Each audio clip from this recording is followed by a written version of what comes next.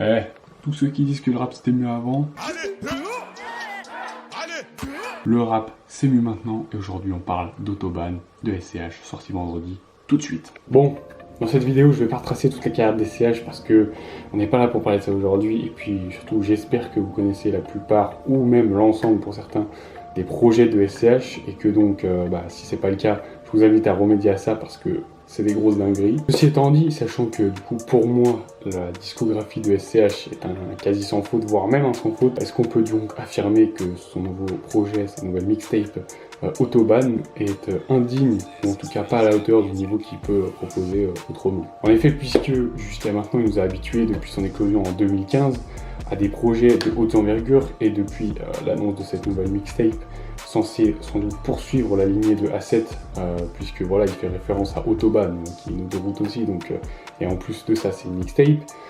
Beaucoup d'attentes sont créées autour de ce présumé retour aux sources pour le S, mais au final est-ce que c'est réellement un retour aux sources comme on le dit, et puis si c'est vraiment un retour aux sources, est-ce qu'il est réussi? Au-delà de ces grandes questions, on va aussi aborder plus généralement, en dehors de toutes les attentes et les retours du public, le niveau et puis la qualité du projet pour voir si oui ou non cette mixtape est réussie sur le plan artistique ou si effectivement, comme certains le disent, c'est clairement un échec de la part des CH et c'est clairement un projet pas réussi en fait. Arrête un peu de dire que le rap c'était mieux avant, gros. Tu sais ce qui était mieux avant? C'était avant que tu dises que le rap c'était mieux avant, gros. Bon, je vous interromps pas plus de 5 secondes pour un tout petit moment auto-promo. Voilà, vous avez l'habitude dans les vidéos de gros youtubeurs des placements de produits. Bon, moi ça va être l'auto-promo. Je fais aussi de la musique, donc si vous voulez aller checker ça, allez voir mon YouTube, mon Spotify, toutes les plateformes de streaming sont disponibles. C'est Big Dino, voilà, pas de soucis, je vous mets tout en lien dans la description. Vous avez juste à cliquer, c'est carré, moi ça me soutient. Et bientôt le nouveau projet qui arrive très très fort, donc voilà, faut checker ça les mecs. Maintenant tu sais c'est quoi le goût du plan. Je lui parle d'amour, les doigts dans la bouche. 44 maintenant. Très clairement, on sort d'une discographie de légende. Pour moi, on sort d'une discographie de légende. A7, classique. Anarchie, premier album proprement parlé de SCH. Pour moi, c'est un classique. Il a été quand même bien critiqué à sa sortie, mais pour moi, c'est un classique. Ensuite, on a eu Deo Favente, qui n'est pas considéré pour un classique pour certains, mais pour moi c'est plus subjectif parce que je l'ai pas mal saigné, donc c'est pas forcément un classique au niveau artistique, mais ça reste quand même un énorme album. Ensuite il a enchaîné sur Julius 1, donc voilà, classique au niveau de la direction artistique, qui sort du lot et qui dégage quelque chose.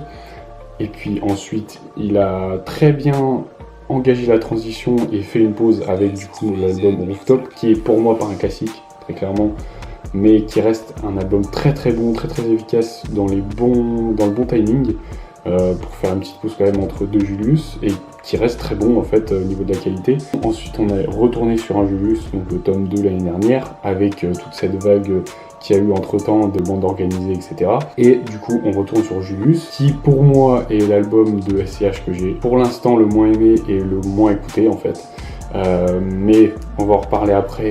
Au final ça reste quand même un album très bon, voire bon entre guillemets, parce que en fait il est bon niveau qualité, il est bien fait, bien évidemment ça reste très carré. SCH est toujours bon, il propose des bons morceaux et tout. C'est un Julius, donc il a normalement la particularité d'avoir une direction artistique particulière aussi, de suivre la lignée du premier, mais en fait on se rend compte que au niveau des clips qui avait eu du coup cette petite particularité sur Julius 1, avec il y a eu un court métrage et il y a eu des clips un peu scénarisés. Là on retrouve un ou deux clips scénarisés, je crois qu'il y a eu Marché Noir et un autre, il me semble, je sais plus. Mais il n'y a pas eu cette suite dans le court métrage, qui m'a beaucoup surpris parce que je pensais que ça y allait avoir une suite. Au final il n'y a rien eu de plus. Il n'y a pas eu un truc extraordinaire. Là, je trouve que la direction artistique n'a pas été aboutie jusqu'au bout. Donc ça m'a plutôt déçu. Et effectivement, la fin du projet est quand même bizarre. Le début jusqu'aux 2/3, c'est bon, voire très bon, je trouve. Toujours cette direction artistique avec les interludes, l'intro et tout. Mais la fin, La fin, il y a voilà, les feats avec Jul et tout. Non pas que les morceaux en fait sont bons, hein, ça serait bon dans n'importe quel projet, mais dans un projet qui se veut storytelling, bah, ça rentre pas trop dedans en fait. Et du coup, bah, ça fait finir le projet bizarrement. Donc voilà, la note est pas forcément parfaite, d'autant que quand même le projet sur l'ensemble est pas mal. Donc voilà, c'est plutôt dommage de finir comme ça. Mais aujourd'hui, on n'est pas là pour parler de ce projet-là, on est là pour parler de Autobahn, qui du coup est une mixtape et qui est censée peut-être, ça n'a pas été, j'ai pas regardé les interviews de SCH, mais dans l'idée c'est censé un peu poursuivre A7, qui est donc sa première mixtape, son premier projet professionnel, et du coup forcément il y a eu des attentes. C'est vrai que c'est un projet qui est quand même de très grande qualité au niveau de la production et tout, ça il n'y a pas de problème, ça reste du SCH, ça reste du très bien produit, ça reste quand même de la bonne production au niveau des lyrics, on reste sur une très bonne qualité, mais c'est vrai que j'entends certaines critiques, même si moi j'ai bien kiffé l'album, je vais vous en reparler après, mais j'ai bien kiffé l'album, c'est vrai que j'entends certaines critiques, que voilà, apparemment le projet sonne un peu monotone, les prods aussi sonnent un peu monotones, on retrouve pas Katrina Squad sur l'ensemble des prods, comme ça a pu l'être quasiment sur A7, et effectivement ça se fait ressentir parce que les prods sont pas dans l'atmosphère de Katrina Squad. Il y en a une seule je crois vers la fin qui est de sa part, mais voilà, le restant c'est d'autres producteurs, et voilà, ça se ressent, on n'est pas dans un mood A7, très clairement on n'est pas dans un mood A7, mais enfin justement en parlant du mood, je trouve qu'il y a un nouveau mood, enfin c'est fait exprès justement parce qu'il a fait vraiment une espèce de petit storytelling autour des voitures, des motos et tout. Le morceau Autobahn justement sera présent dans Need for Speed. Donc on comprend qu'il cherche un peu à mettre une atmosphère de course de voiture, un truc un peu bizarre. Il y a eu le clip de Leaf avec on retrouve une F4 ou une F3, je sais plus si c'est laquelle des deux, mais en tout cas on retrouve des monoplaces. Voilà, on retrouve un truc autour de ça. Il arrive pour la présentation de son album en moto avec plein de monde et tout. Il y a une nouvelle atmosphère qui se crée, donc pour moi dans le fond c'est censé être une poursuite de A7, mais dans la forme au final c'est complètement autre chose. On retrouve vraiment un truc qui a une nouvelle envergure, qui a une nouvelle atmosphère, et au final c'est pas du tout une poursuite de A7, c'est juste vraiment dans la forme. Et du coup les critiques bien évidemment ça n'a pas été très positif. Ça parle de millions habillés en hey hey. Là c'est pas des clowns qui déposent les magnums. Donc voilà, justement, venons-en aux critiques, c'est le deuxième point. Des critiques faussées par les attentes. Les attentes ont été énormes, comme pour Julius justement. On peut refaire un parallèle avec Julius 2, puisque justement, quand tu poursuis un Julius 1 qui a été une masterclass très clairement au niveau de la direction artistique et même de la qualité du projet, et tu t'attends à un Julius 2 tout aussi bien, un peu comme des très bons films ou de très bonnes séries. La saison 1, elle est extraordinaire, tout le monde a kiffé, et après la saison 2, 3, 4, très souvent c'est un peu moins bien, c'est même beaucoup moins bien des fois. Et là c'était un petit peu la même chose. Il sortait d'une période du coup avec tout ce qui a été bande organisée, etc. Ça se respecte, il a fait beaucoup de streams, c'est tout à fait respectable, même lui a eu des bonnes performances au final, mais voilà, c'est très vite critiquable parce que beaucoup de gens n'aiment pas le style Jul, etc. Et lui s'est bien prêté au jeu, donc il est resté un moment là-dedans. Et il a même incorporé un peu de ça dans Julius 2, donc ça n'a pas forcément ravi tout le monde. Donc au final, Julius 2 a été pas mal décrit, et alors qu'il y avait énormément d'attentes, puisqu'il était censé poursuivre le tome 1, donc ça a été un peu compliqué pour SCH, et on a l'impression qu'il a voulu encore une fois poursuivre quelque chose de sa carrière pour peut-être inverser la tendance vis-à-vis de Julius 2, qui n'a pas ravi franchement les fans.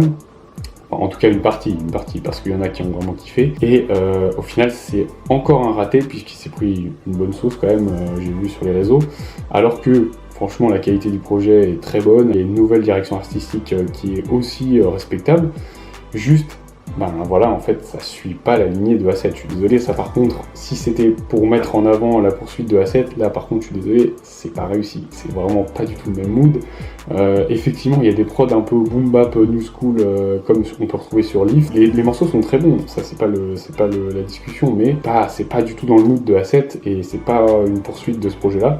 Par contre, si c'était une mixtape de transition, encore une fois, pour s'intercaler entre deux Julius ou même entre deux autres gros projets, effectivement c'est un très bon projet. Donc pour moi vraiment les critiques sont juste faussées par les attentes, parce que en annonçant effectivement un projet qui s'appelait Autobahn, voilà l'autoroute en allemand, suite de A7, en plus une mixtape, voilà deux gros points communs, forcément tu fais le lien. Et surtout que voilà il en a quand même bien joué, mais au final non, pas du tout sur une lignée de A7 comme je l'ai dit. Donc au final on va revenir au troisième point. 7-6-2 qui trouve l'acoustique. Maléfice dans un hall noir. Équipé comme tous les moustiques. J'ai des métaux qu'on peut pas mettre dans les clips. Sur les négatifs, le crime à mat. Oui, je sais, je suis pas habillé pareil. Je fais cette troisième partie un petit peu après. Je veux être assez bref et concis parce que j'ai encore du coup revu plein de vidéos voilà, sur le sujet. Et voilà, ça me tient à cœur vraiment de défendre mes arguments un petit peu parce que je vois plein de trucs. Sincèrement, pour moi, ce projet, il est vraiment quand même très bon. Puisque déjà, premièrement, le premier point fort, c'est vraiment déjà la tracklist. La tracklist, elle fait 14 titres.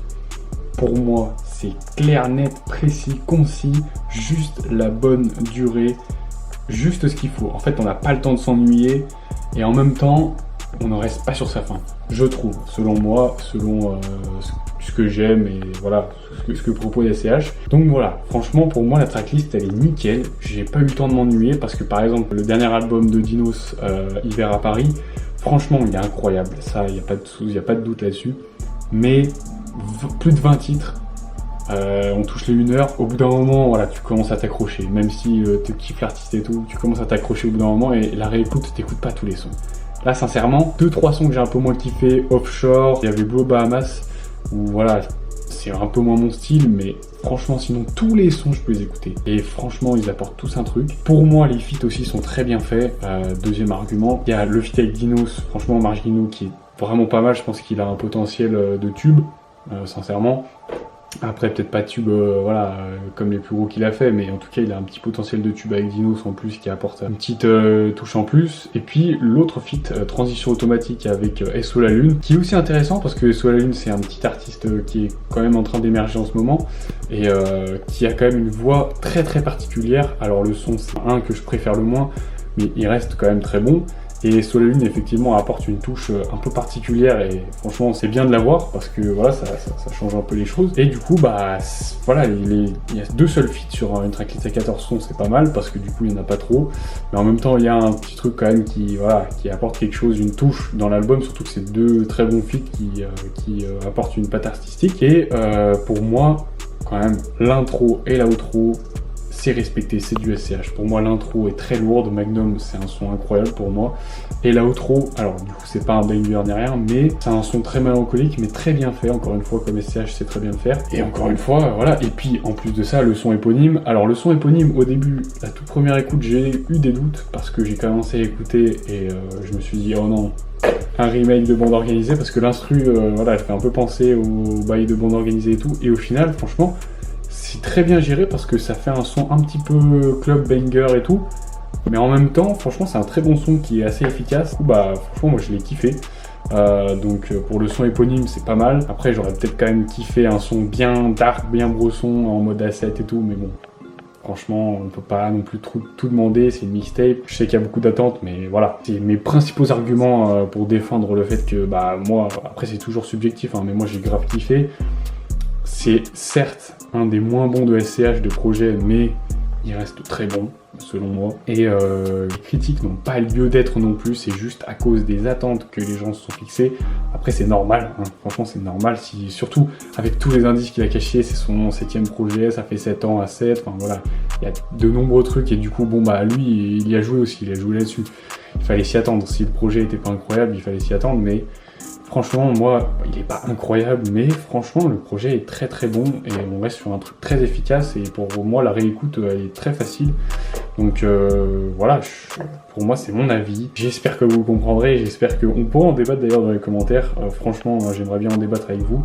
Et puis voilà, prochaine vidéo, vous allez avoir mon avis sur justement Hiver à Paris de Dinos. Je vais vous faire aussi une petite surprise Aiko 111 si je peux, album que j'ai bien kiffé et qui a pas bien marché, donc voilà, je serais content de revenir dessus. Et aussi Confiance de Kershak, voilà, bon, j'en dis pas plus, mais on va revenir sur tout ça si je peux. Et puis voilà, n'hésitez pas à liker, à vous abonner, vous connaissez la chanson, voilà. Ça ferait plaisir, et puis on se retrouve dans une prochaine vidéo. Peace.